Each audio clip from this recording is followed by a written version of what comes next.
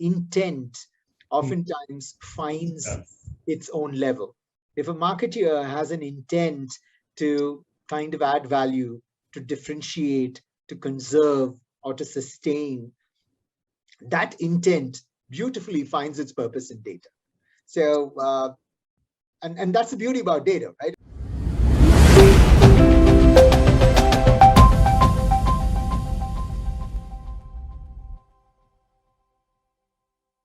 So today we have a very special guest, Mr. Indusekhar, Vice President, Hypersonix.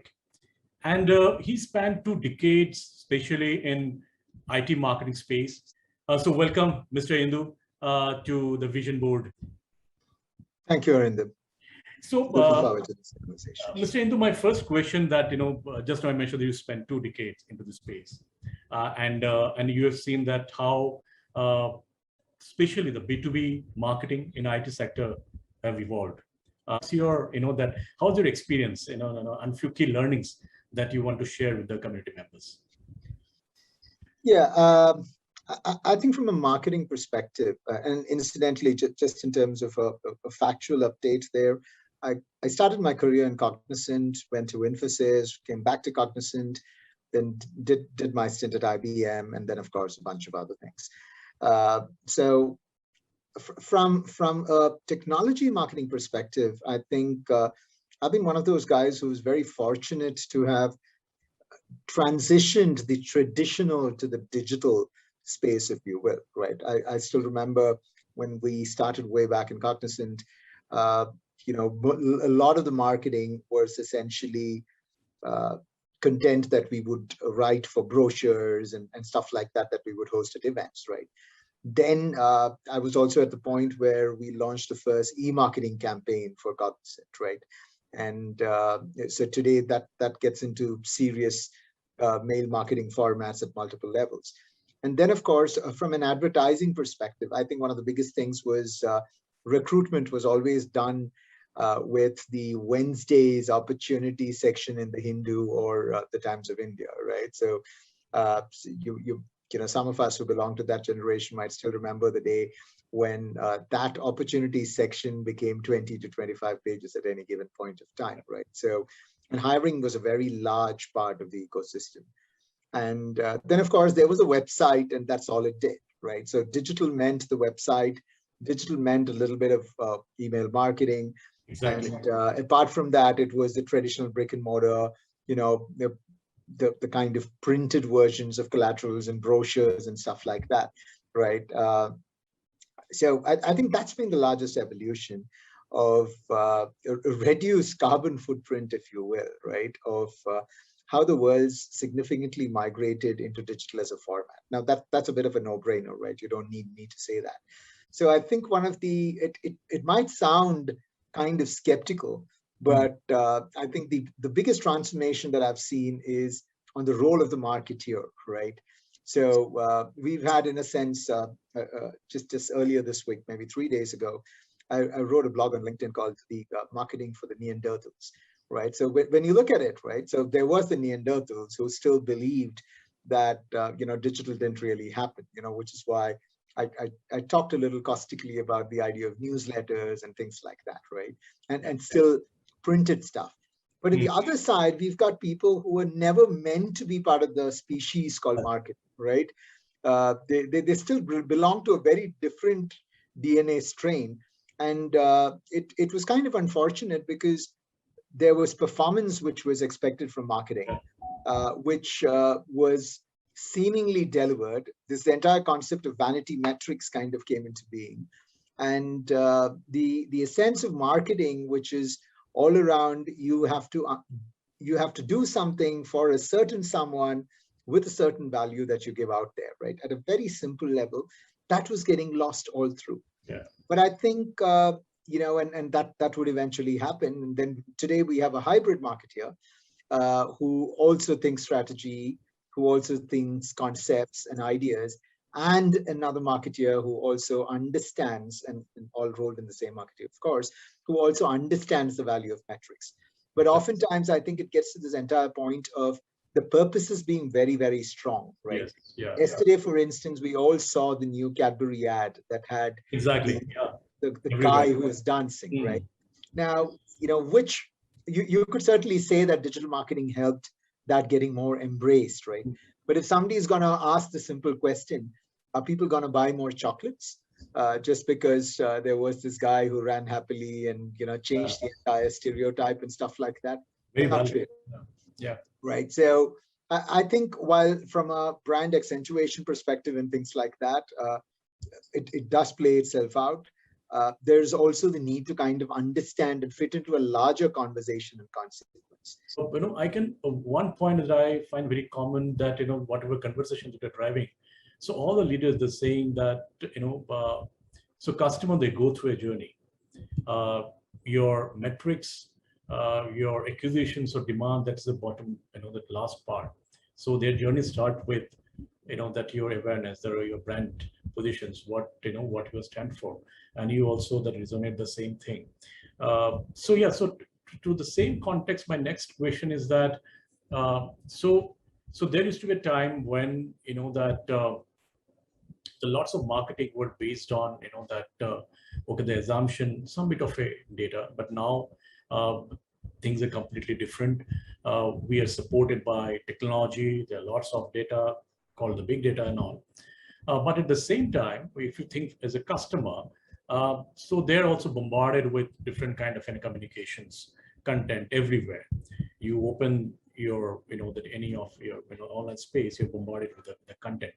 Now, in this kind of a scenario, how do you think that brand should engage with the customer, rather just showing the content to them, which is maybe very, very their product specific or solution specific? So, what's your point of view on that?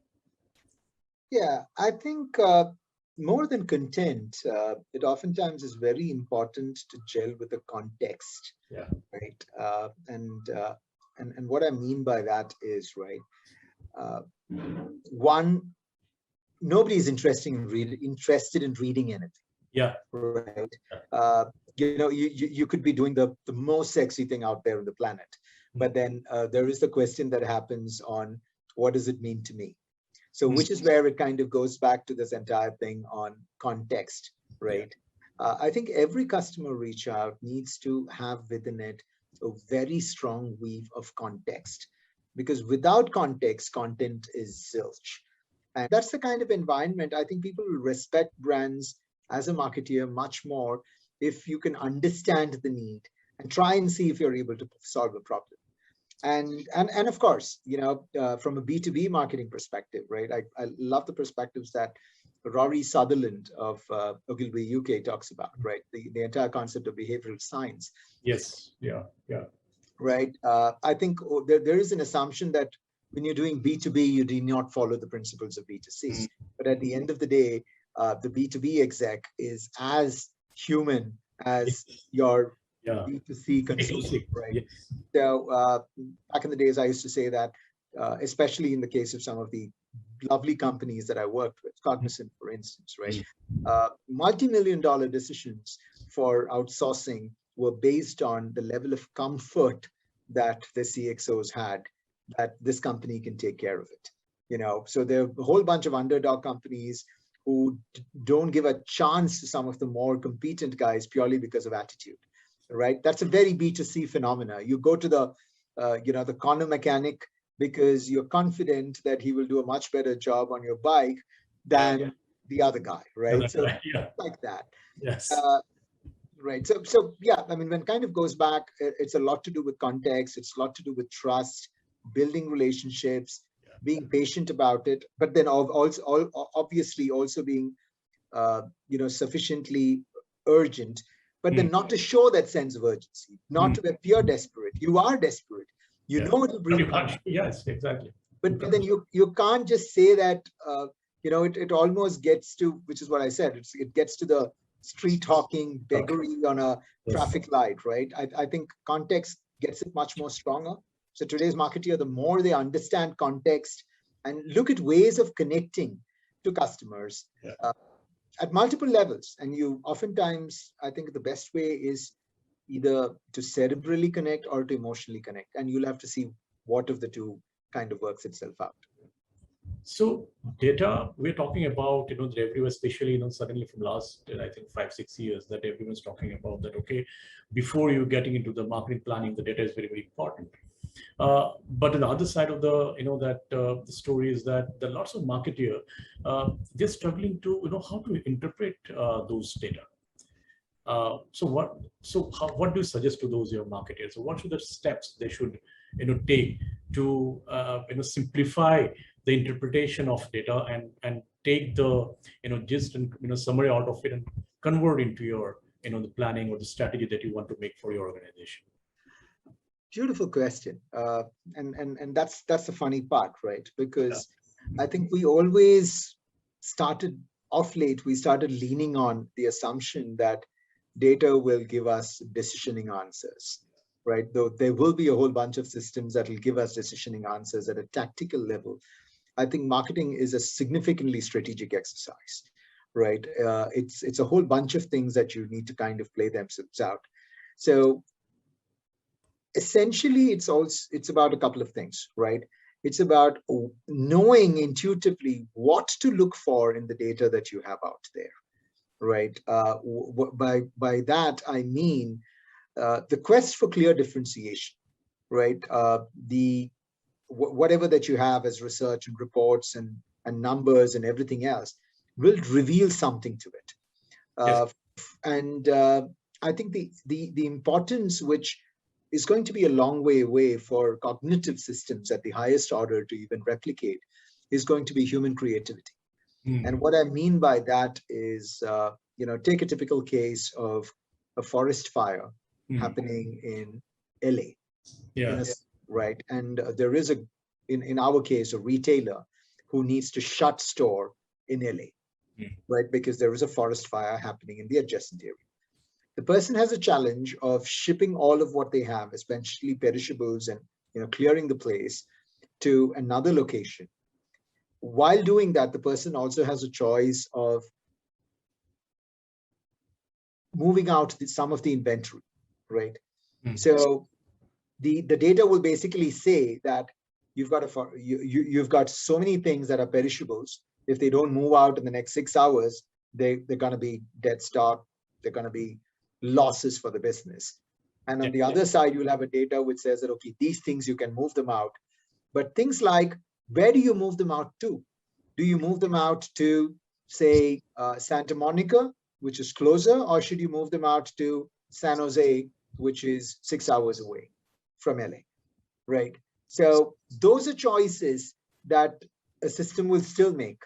But if the store owner, for instance, or the manager decides that I've got this bunch of things that I can actually liquidate, which by calling them, say, a wildfire kit, and I'm going to put together in that wildfire kit things that people really will need as they vacate their houses, as the fires kind of come close in on them, right? That's human intervention.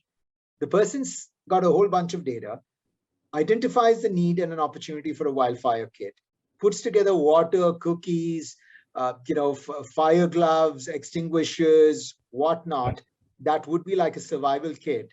And that's human intervention, right? So I think going back, why I gave this illustration was going back to this entire point of intent oftentimes finds its own level. If a marketeer has an intent to kind of add value, to differentiate, to conserve, or to sustain, that intent beautifully finds its purpose in data. So, and that's the beauty about data, right? I mean, data has so many contours to it. Data, oftentimes we kind of stop with seeing the balance sheet contours of a data, right? Which is all about, okay, it's going to make me so much money, or it's going to lose me so much money. Right. Yeah. But instead, if you look at it in terms of what are the additional opportunities that we have to play with that data, to differentiate ourselves as a brand, if a marketeer can look at it from multiple perspectives, it could even be something from an employment perspective. Yeah. But I think it's all about intent. What do you want to do as a brand? Where do you want to sustain yourself? And how do you navigate the data through? And so it's like a kind of an evolving compass that you will have to figure it out. I mean, some of what I'm saying might sound a tad profound, but I think if you know that your intent is to make sure that this particular down cycle in the market is, I'm going to make sure that I'm going to look at data to make sure I'm going to minimize the impact of this down cycle, right? And then what are the ways in which I can minimize the impact of this down cycle? And then if you look at the data, then the data reveals itself at multiple levels, right? Because data splicing will give you custom-made, pre-done, tailored stuff. But what do you want to take out of it, and how do you want to kind of help it sustain the business is a very creative activity. And that's where I think it's more of long-live marketing kind of a thing, long-live strategy, long-live ideas, because that's what wins. Yeah, exactly. So yeah, there should be a right blend, or I say that that hybrid approach that all marketers that should take, whether in terms of using technology or the data, at the same time, how creative we are and how we are, that we are basically thinking ourselves as a customer of a particular brand. Yeah, very well said, Mr. Indu. So now we are, that go little beyond the marketing part, and as you have spent, been through lots of leadership role in some global organization. So I want to ask one question that, especially in the current situation, that when all of us are working from home, so when you're in office, there we know that okay, there is a 9 to 6 or maximum 7 to 8 that you are out. So there are huge pressure, practically if you see when we interact, both in sales and marketing, there's a huge pressure, both, from emotional point of view, at the same time, how to balance, especially work life. So as a leader that, so what do you suggest, your peers, especially who has a large team member, how to maintain that emotional quotient of the employees? I just go back to what one of the busiest men in the world have to say about, not about work-life balance, right? But it's about work-life harmony. And I think the more we harmonize these things, right? At the end of the day, work is what gives us the best of best things. Many, many, many years ago, there was a cute little Finding Nemo rendering of Nemo actually saying a bunch of things around the value of work, right? And one of it actually said that, remember that it is work that gives you all those things that you enjoy in life today. And if you don't want to give it back, that sense of love and embrace into your life, then what are you trying to do types, right? So Bezos, for instance, talks about this whole concept of work-life harmony. I think the more we separate these things, and I'm so glad in a different sense that the world awoke to the concept of this whole work-life divide going off with remote work, post-pandemic, and things like that, right? So the more you harmonize work and life becomes so much more easier. So for instance, if you have a 9 to 5 schedule, you've got to start at 9 and finish at 5, and that's pressure unto itself. If you have a 9 to 9 schedule, making sure that work is what you do, but also what you do around with the many, many other things that you do. I think there is always an opportunity to kind of balance yourself out, right? There was this couple of beautiful posts that I saw. One of it said, how to achieve success. And one said the pie had 100% hard work. There was another pie that had hard work, that had off time, that had vacation, that had a whole bunch of other things that basically combines many of these things in, right? And so that's oftentimes the best way to do this whole thing up, right? I mean, there are no more 9 to 5 jobs. As you go through life and as you rise up the ranks, you have the responsibility of a lot of people's future in your hands. So oftentimes the CEOs work the hardest, right? And in that sense, the more we appreciate and understand the responsibilities that leaders have on the people who they are expected to kind of serve, right? The entire concept of servant leadership, if you will. I think the there's a lot of duress that goes off, right? You know, I just feel that, you know, many of us have families and whatnot, right? Why that usually doesn't duress us, but then when it comes to the compulsions of work, it tends to duress us. Why so? Right? I think as we kind of balance the two out, life becomes so much more easier. So that's like a philosophical view of things. But I think it essentially gets to this whole point of working on very high levels of productivity, right? Getting yourself, absolutely, getting yourself to a level of competence where you are able to do something far shorter window, in a far shorter window than what you would have otherwise done, right? So accomplishment makes a lot of difference. If you kind of look at the larger picture of how to win the game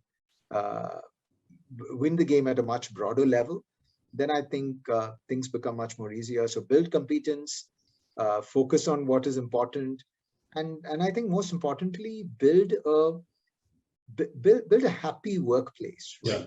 Resonate energy, positive energy with the people around you, with the people working with you, and things like that. And like you said, right, remote has thrown a very different perspective on things.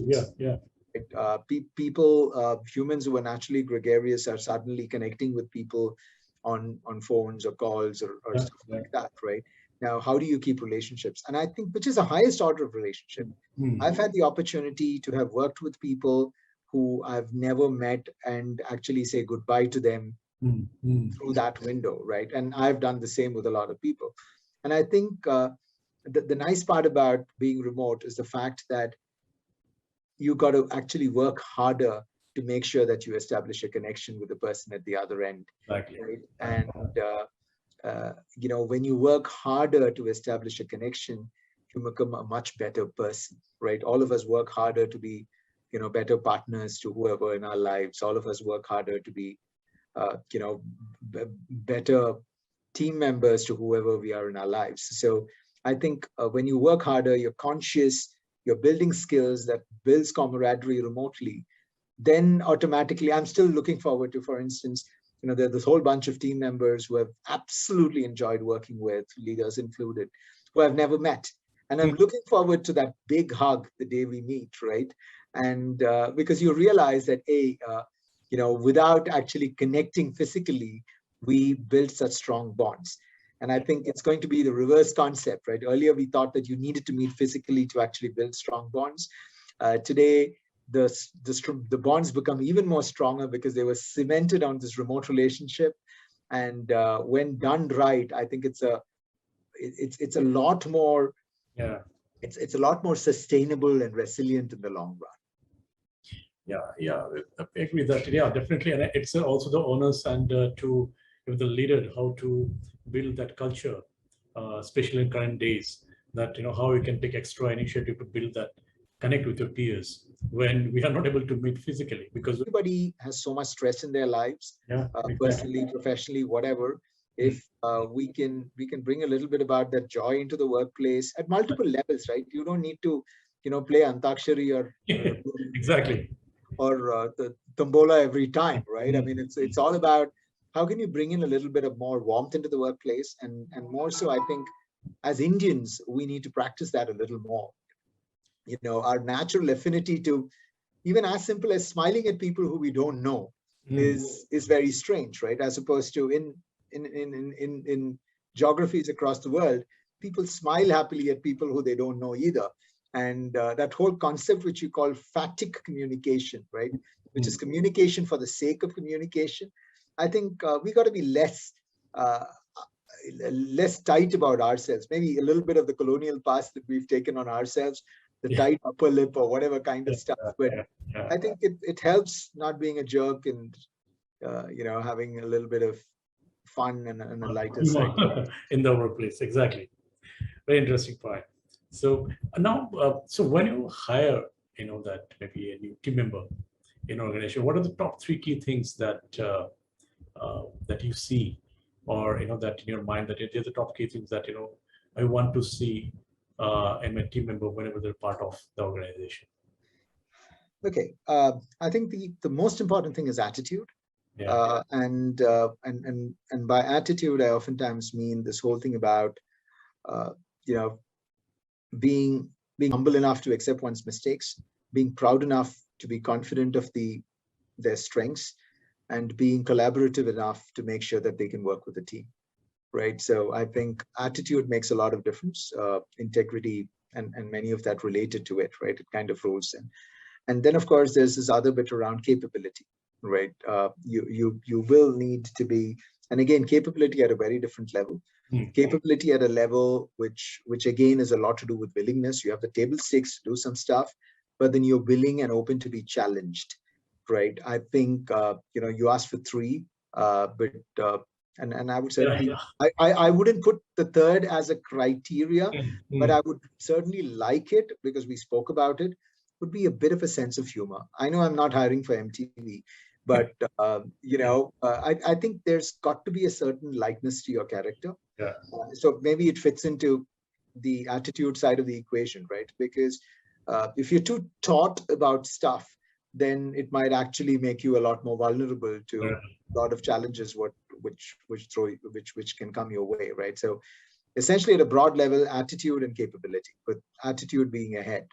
And so would you hire somebody with the right attitude but a lesser capability? No. Would you hire somebody with the wrong attitude but a significant capability? Absolutely not. And I think it's between the two, right? Culture and some of that. So now we have come to the later part, last part of our conversation. So we have a very quick fireside chat. So what are the three tips that you feel that to is required to become or to become a good leader?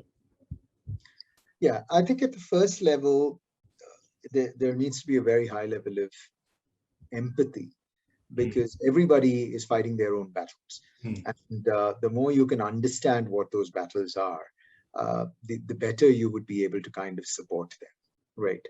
And but then before empathy, and I kind of go back, you need to make sure that you have the right people on your bus, right? Oftentimes having the wrong people on your bus throws a lot of things off sync. So I think a leader needs to hire right at a first level, and then serve right, which is about give the people who he or she has hired the right ecosystem that can help them prosper. And of course, then it is all about how do you kind of get your people to deliver what is the larger objective of why we all have a job, right? Which is the business need. Yes. Oftentimes there is this huge hiatus that people see between, if the company wants something, but then we want to be doing something and stuff like that. But then, we came in here to help the company, and let's try and figure out what we can do. And there will be challenges everywhere, and you kind of work towards that single cost, right? So those would essentially be the three things, right? You hire right, you serve right, and you service right, which is all about you service the organization right, whichever function you're in. If you're a CEO, you've got to make sure that you service your customers right, your partners, your other stakeholders right, and things like that. So at a broad level, I think it just starts with that. Great. My last question of this conversation is that so India now everywhere is startup. That every day we're seeing that a new unicorn is coming up. So what are the top three that sectors, especially in the startup space, that that you feel that going to change the overall the ecosystem, or take the India to a different level? Okay, I think the usual high boom, FMCG, food delivery, travel, ed tech, and stuff like that apart, right? There's going to be critically a lot of movement in the AI space, if you will. And any startup that exists in the AI space has tremendous opportunity for growth. It was very heartening to see that in the yesterday's newspaper where it talked about Jupiter Capital, where I was CMO of the portfolios of companies. has built a 150 million India SaaS startup fund, for instance, right? So I think there's a lot of opportunity in the AI and technology space. So India became shining because of technology, and I think even in the startup space, India will continue to be shining because of technology. As opposed to the usual Turks of the startup ecosystem, who've oftentimes been resident in cab aggregators, to food delivery, to e-commerce, to whatever, right? That being that, I think the real coming of age of India's startup ecosystem would be about when Indian startups are providing outstanding technology solutions to the world, which we actually became famous for till now. But if you kind of interestingly see, the startup ecosystem is not focused so much on that, right? Because that's a more hard fought game. So for instance, it's so beautiful to see that when everybody talks about startups, not many people talk about one of those most beautiful startups in this country, which was Infosys, and the way it was built, right? And the way it's getting built, right? They didn't build Infosys to sell. They didn't build Infosys for valuation. They built Infosys for value. And I think value over valuations, the technology game in the future of anywhere where technology impacts itself, right? I mean, today everything has technology, but I think where there is more deep tech that is happening, there's a lot of exciting stuff that can happen in the Indian startup ecosystem. As someone who has kind of dabbled with many of those sides of the equation as well, I think that would really be the pivot where it all kind of comes back to India, right? Even at Hypersonix, for instance, we have a very significant focus in terms of the quality of data science talent that we have in India. And we're trying to kind of harvest many of those strengths that we have here. And we are excited about many of the innovations that happen from here. Thank you very much to take out your time and share your thought and experience and learnings. And I'm very sure that our audience, they definitely will learn some key aspects from this overall conversation. Thank you, Arindam. Absolutely enjoyed it. It was a great opportunity for me to process many of these things, and I think your questions helped me think as I spoke and spoke as I thought.